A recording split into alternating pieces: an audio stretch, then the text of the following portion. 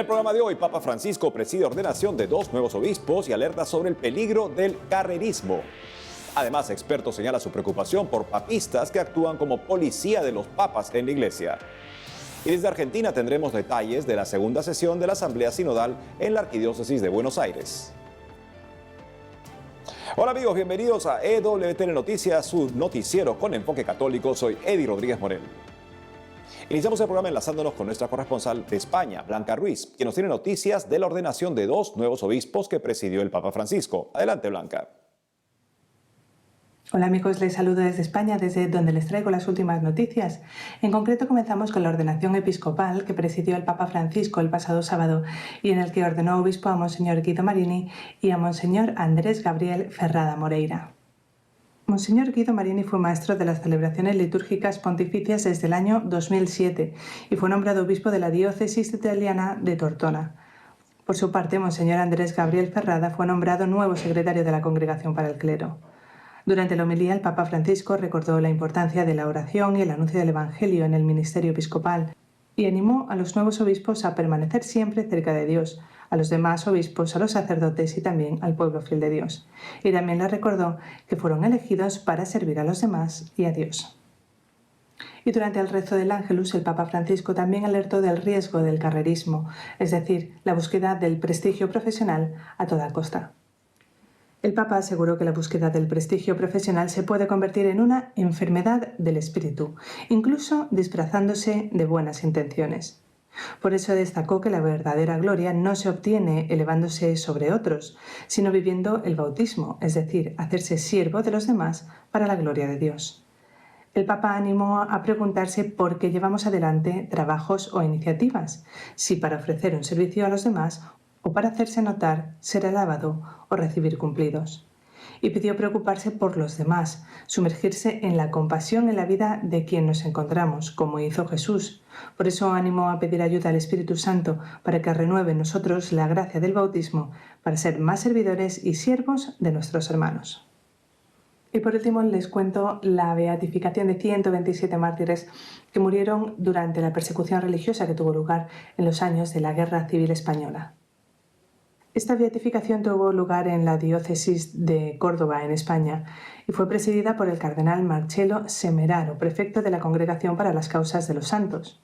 Durante la homilía, el cardenal Semeraro aseguró que esta celebración es una apropiada ocasión para contemplar el nutrido grupo de mártires que hoy la Iglesia ha declarado beatos. Es un grupo que nos pone delante una variedad de perfiles humanos. El prefecto de las Causas de los Santos también recordó durante la homilía que mientras se nos anuncia el odio del mundo, Jesús nos recuerda su amor de predilección, el amor misericordioso con el que se nos ha elegido. Un término que no quiere decir solo seleccionado, sino que se trata de un gesto de salvación, recordó el cardenal. Tras el rezo del Ángelus, el Papa Francisco también hizo mención de esta beatificación y rezó por los cristianos perseguidos en todo el mundo. El Papa animó a que la fidelidad de estos 127 mártires nos dé a todos, especialmente a los cristianos perseguidos, la fuerza para dar un testimonio valiente del Evangelio. Y con esto les dejamos, esto es todo, seguiremos informando. Gracias, Blanca. En otras noticias, un experto en comunicaciones de la Iglesia y profesor de gestión y comunicación de crisis en la Pontificia Universidad de la Santa Cruz de Roma alertó sobre los papistas que actúan como policía de los papas. Veamos. Yago de la Cierva, experto en comunicaciones de la Iglesia y profesor de gestión y comunicación de crisis en la Pontificia Universidad de la Santa Cruz de Roma, alertó sobre los papistas que actúan como policía política de los papas y afirmó que no debería ser así, ya que el catolicismo es la religión de la razón y la autoridad tiene que ejercerse de manera razonada, no imperial. El experto, que también fue director ejecutivo de la Jornada Mundial de la Juventud Madrid 2011, resaltó que no es un revolucionario, pero sí le gustaría que algunas cosas cambiaran. En ese sentido, comentó que actualmente puede haber más malentendidos y polémicas sobre lo que realmente piensa el Papa en alguna cuestión. Al respecto, dijo que hay 2 factores. El primero es la aceleración de la información, que es cada vez más instantánea y menos reflexiva. Y el segundo es interno a la Santa Sede. Antes Benedicto hablaba relativamente poco y ahora Francisco habla constantemente y sin contar con su departamento de comunicación. Las confusiones son inevitables, manifestó. En el fondo, precisó el experto, cada papa pone un acento distinto y esto hace más divertida la vida en la iglesia. Por otra parte, recordando su tiempo en la oficina de prensa del Vaticano, de la Sierva reconoció el mérito de Juan Pablo II, que se dejó asesorar y que contaba siempre en los temas que tenían impacto en la comunicación. En este contexto concluyó en que la comunicación de la Iglesia cambiaría si cualquier autoridad eclesial tuviera siempre a su lado a un comunicador experto y de plena confianza al que le pidiera consejo antes de actuar.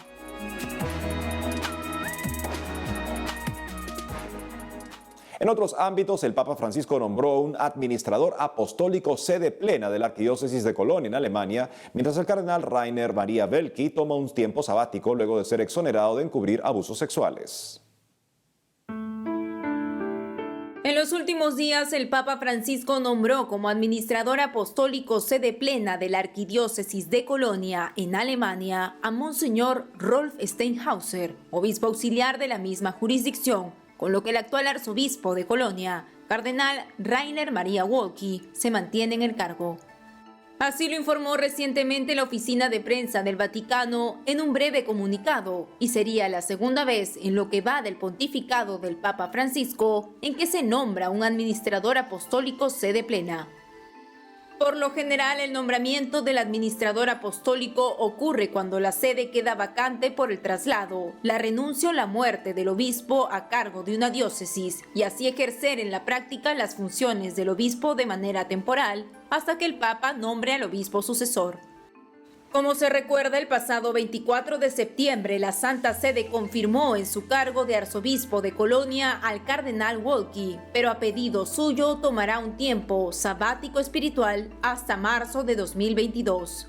De esta manera, hasta el regreso del cardenal Welki, el obispo auxiliar de Colonia, Monseñor Rolf Steinhauser, dirigirá la arquidiócesis como administrador apostólico sede plena para garantizar una administración adecuada.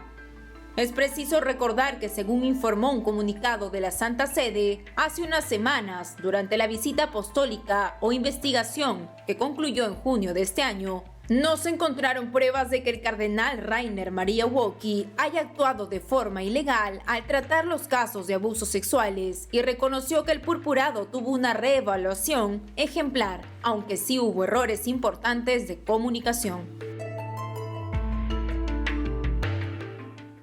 Por otro lado, en Irlanda solo se han registrado 4 nuevos ingresos a los seminarios y hay diócesis que no tienen ningún seminarista por el momento. En los últimos días, The Irish Catholic, el periódico católico más grande y vendido en Irlanda, informó en un artículo la situación vocacional de la isla. En esta línea, para el curso 2021-2022, solo 4 varones iniciaron el primer año en el seminario, cuando son 26 diócesis en el país. Además, de acuerdo a lo explicado por el medio católico Zenit, 2 jóvenes más empezaron el seminario en el Centro de Formación del Camino Neocatecumenal en Dundalk de la Arquidiócesis de Armagh. De igual forma, otros 10 varones iniciaron así el llamado programa de preseminario o año propedéutico, el cual formalmente no es aún el comienzo del seminario como tal, sino que ofrece acompañamiento de cara al ingreso de este mismo en el curso 2022-2023. Cabe mencionar que, de acuerdo a la información brindada por The Irish Catholic, 8 diócesis no tienen ningún seminarista en los centros de formación. La Iglesia recomienda que los obispos destinen los mejores cuadros posibles al seminario, no solamente en formación intelectual, sino también en testimonio de vida sacerdotal. Eso es lo que atrae a los jóvenes a considerar y a descubrir el don de una vocación. Pero para que el sacerdote tenga esa identidad, pues tiene que ser una persona que verdaderamente cree el Evangelio y que vive de acuerdo a la identidad sacerdotal que le da la Iglesia en su auténtica doctrina y no a experimentos que lamentablemente confunden y debilitan esa identidad. Y nos vamos hasta Argentina para enlazarnos con Matías Boca, nuestro corresponsal en el país, quien nos tiene noticias sobre la segunda sesión de la Asamblea Sinodal en la Arquidiócesis de Buenos Aires. Te escuchamos, Matías. Gracias, Eddie. Hoy llegamos hasta la parroquia Nuestra Señora de la Medalla Milagrosa, ubicada en el barrio porteño de Parque Chacabuco. Para comenzar con la información, se desarrolló la segunda sesión de la Asamblea Sinodal de la Arquidiócesis de Buenos Aires. Por tal motivo, EWTN Noticias estuvo dialogando de forma exclusiva con el subsecretario general del Sínodo, Monseñor Juan Carlos Ares. Estamos en la primera Asamblea Sinodal Arquidiocesana de Buenos Aires. En la segunda sesión tenemos planeado 6 sesiones con el lema Caminamos juntos para renovar la misión en Buenos Aires. Y estamos en el Seminario Metropolitano de Buenos Aires, que es el corazón de la diócesis. Y de hecho ya venimos trabajando para ir preparando esta asamblea, y esta segunda sesión ya está en los cauces propiamente de orientaciones, ¿no? De proposiciones. La segunda sesión sobre el tema de la caridad y opción de los pobres. La próxima va a ser sobre el tema del anuncio de la fe, más que nada a las nuevas generaciones, y después de la celebración de los sacramentos, la celebración de la Eucaristía, cómo ir de la Eucaristía a las periferias y de las periferias a la Eucaristía, y por último el tema de la comunión eclesial, cómo trabajar los distintos carismas, los movimientos, las parroquias más en conjunto. Son orientaciones para el futuro. El Espíritu Santo nos anima para caminar juntos. En otro orden de noticias, el Papa Francisco le extiende el mandato a Monseñor Oscar Ojea al frente de la diócesis de San Isidro. El Papa Francisco le extendió a Monseñor Oscar Ojea la permanencia en el gobierno pastoral de la diócesis de San Isidro.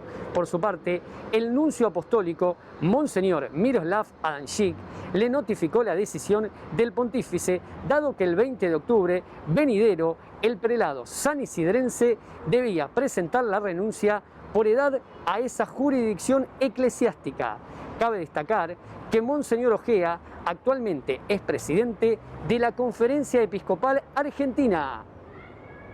Finalizando con la información, en la provincia de Chaco se desarrolla el Centro Comunitario San Isidro, en el cual se le da de comer diariamente a 83 niños. Mediante el siguiente informe presentamos de qué se trata el proyecto.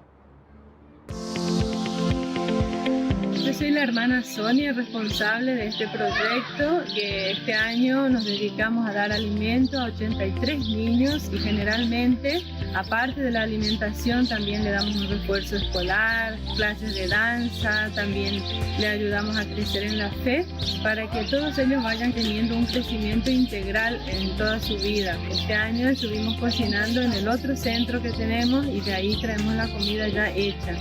Si pudiéramos completar nuestra obra, estaríamos haciendo acá mismo la alimentación y aumentaríamos mucho más la ayuda en el barrio. Según el mapeo que estamos realizando, tenemos la necesidad de por lo menos 150 chicos en este lugar. De todas maneras, estamos haciendo un trabajo importante, un trabajo preventivo, brindándoles una alimentación adecuada a su edad, una alimentación saludable. Y sobre todo una contención, que también es una gran necesidad en estos barrios que tienen otras dificultades sociales que hacen con que por ahí sean más vulnerables. Gracias por estar conectados con nosotros. Informó para EWTN Noticias Matías Boca. Gracias, Matías, por la información. Amigos, tenemos que ir a una pausa, pero al regresar, el Tribunal Europeo afirma que el Vaticano no puede ser demandado en tribunales locales respecto a casos de abusos. Por otro lado, en vigilia de EWTN España, obispo invita a orar sin desfallecer por la evangelización del país. Ya retornamos con más noticias con Enfoque Católico.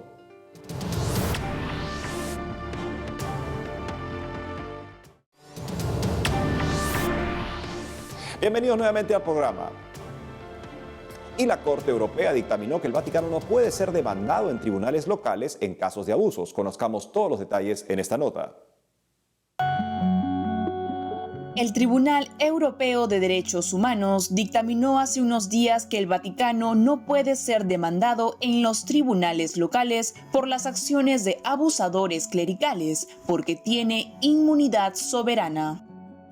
El fallo de la Corte Internacional, que interpreta el Convenio Europeo de Derechos Humanos, se da en respuesta a un caso conocido como JC y otros contra Bélgica, presentado por 24 ciudadanos belgas, franceses y holandeses contra el Vaticano, así como por líderes y asociaciones católicos de este país. Al respecto, los solicitantes que dijeron que fueron abusados sexualmente por sacerdotes católicos cuando eran niños buscaron entablar una acción civil contra el Vaticano, argumentando que éste había abordado el abuso clerical de una manera estructuralmente deficiente. De esta manera, se trata de la primera vez que el tribunal considera un caso relacionado con la inmunidad de la Santa Sede.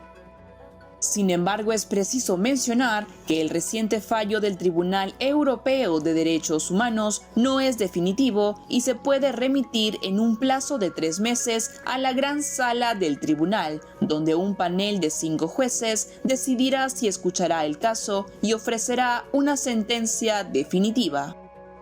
No obstante, si esta última rechaza la solicitud de remisión, la decisión inicial del Tribunal Europeo será definitiva. En otros ámbitos, el reverendo Michael Nasir Ali, quien fue importante obispo anglicano, ingresó en plena comunión con la Iglesia Católica y pronto será ordenado sacerdote católico. Hace unos días el reverendo Michael Nasir Ali, un importante obispo anglicano que alguna vez fue considerado para ser arzobispo de Canterbury, máximo líder anglicano en Inglaterra, ingresó a la plena comunión con la Iglesia Católica y pronto será ordenado sacerdote católico. De esta manera el reverendo se unió al ordinariato personal de Nuestra Señora de Walsingham y se estima que su ordenación se realizará a fines de octubre. Como se sabe, el ordinariato personal fue creado en 2011 en Inglaterra por el Papa Benedicto XVI para acoger a los antiguos miembros del clero episcopaliano y anglicano que quieran entrar en plena comunión con la Iglesia Católica, pero que desean preservar algunos elementos de su tradición. Asimismo, se informó que el pasado 29 de septiembre, fiesta de San Miguel Arcángel y todos los ángeles, Nasir Ali fue recibido en la plena comunión de la Iglesia Católica por el ordinario Monseñor Keith Newton. Finalmente, el reverendo Michael Nasir Ali afirmó que espera recibir las riquezas que ofrecen otras partes de la Iglesia, mientras hace una contribución modesta al mantenimiento y mejora del patrimonio anglicano dentro de la amplia comunidad.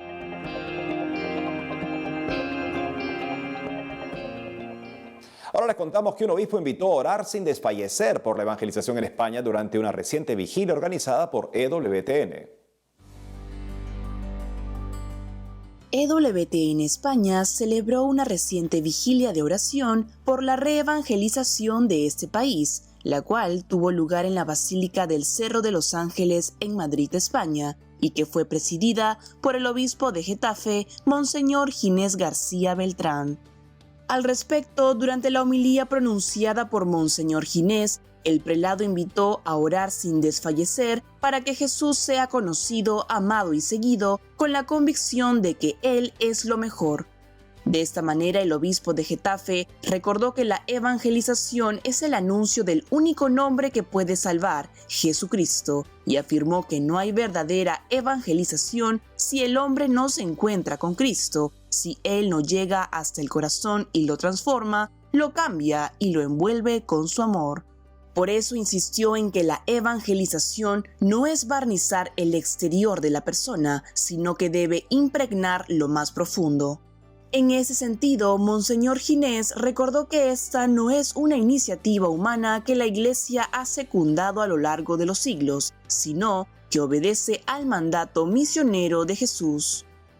En ese contexto, Monseñor Ginés García aseguró que la Iglesia en España es misionera porque hijos de esta tierra han llevado el Evangelio a todos los rincones del orbe y lo siguen haciendo, y por ello alentó a tener una verdadera vida cristiana y a cultivar la vida interior, despertando la pasión a Cristo desde pequeños en la familia.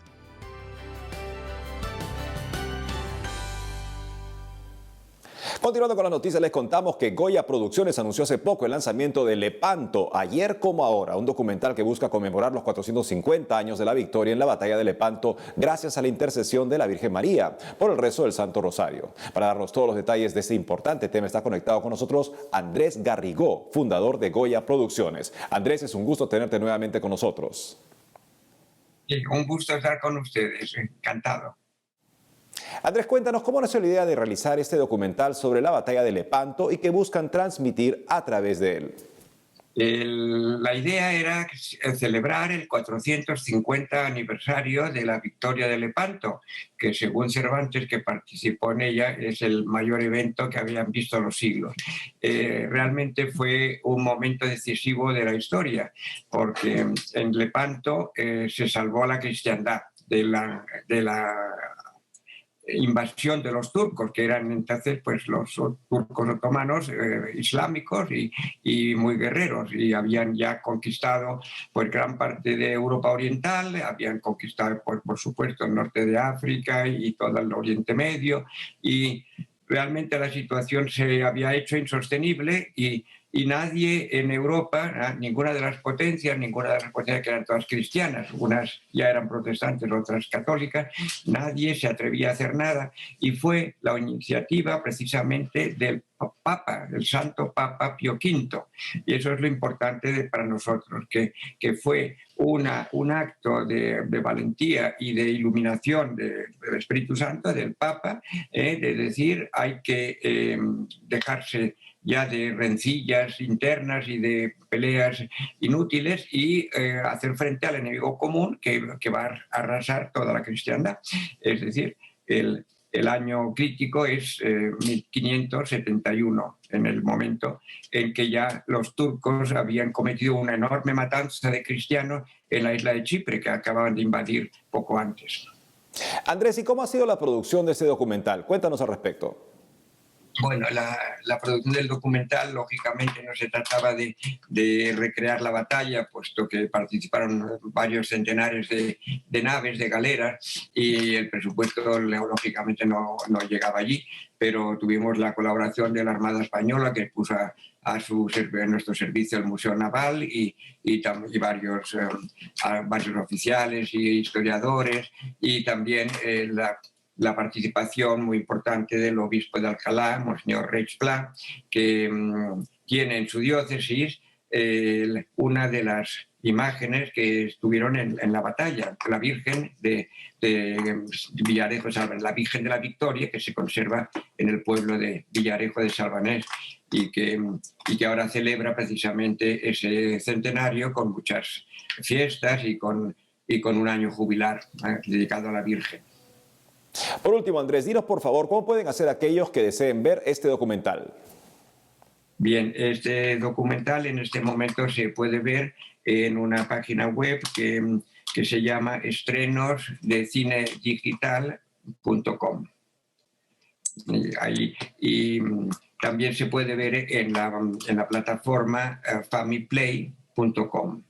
Famiplay.com. Yo creo que todo el mundo podrá verlo en estas y en otras plataformas dentro de poco, y finalmente pues ya les daremos otras vías de expansión, también por la televisión. Andrés Garrigó, fundador de Goya Producciones, gracias por haber estado con nosotros hoy en EWTN Noticias. Muchas gracias a ustedes. Adiós. Gracias nuevamente, Andrés. En otras noticias, les contamos que hace poco el cardenal Carlos Osoro, arzobispo de Madrid, presidió la coronación pontificia de Nuestra Señora de la Leche y el Buen Parto en la diócesis de San Agustín, en el estado de Florida, Estados Unidos. Conozcamos los detalles en la siguiente nota. Hace unos días, el cardenal Carlos Osoro, arzobispo de Madrid, presidió la coronación pontificia de Nuestra Señora de la Leche y el Buen Parto en la diócesis de San Agustín, en el estado de Florida, lugar donde hace más de 400 años se celebró la primera misa en el territorio que ahora es Estados Unidos. Tras resaltar la fuerza de las palabras del Papa Francisco en la carta en la que lo nombra como enviado especial para estas celebraciones, el cardenal destacó que el aniversario de la diócesis y la coronación pontificia de Nuestra Señora de la Leche son dos acontecimientos que invitan a seguir adelante como iglesia en salida misionera. Asimismo, el purpurado español subrayó que la iglesia en San Agustín es consciente y no quiere ni desea olvidar que nació de la misión y que está para la misión. Por otra parte, el arzobispo de Madrid dijo luego que es necesario avanzar en el camino de la conversión pastoral y la conversión misionera. En ese sentido, pidió a Nuestra Señora de la Leche y el Buen Parto vivir siempre en la alegría del Evangelio y llenar el corazón de realidades plenas que nos llenen de alegría para salir hacia los demás, especialmente a los más necesitados. Después de la homilía, el cardenal Osoro coronó primero la imagen del niño Jesús en brazos de la Virgen y luego a Nuestra Señora de la Leche y el Buen Parto, para después darle un beso, a lo que siguieron los aplausos de los fieles presentes.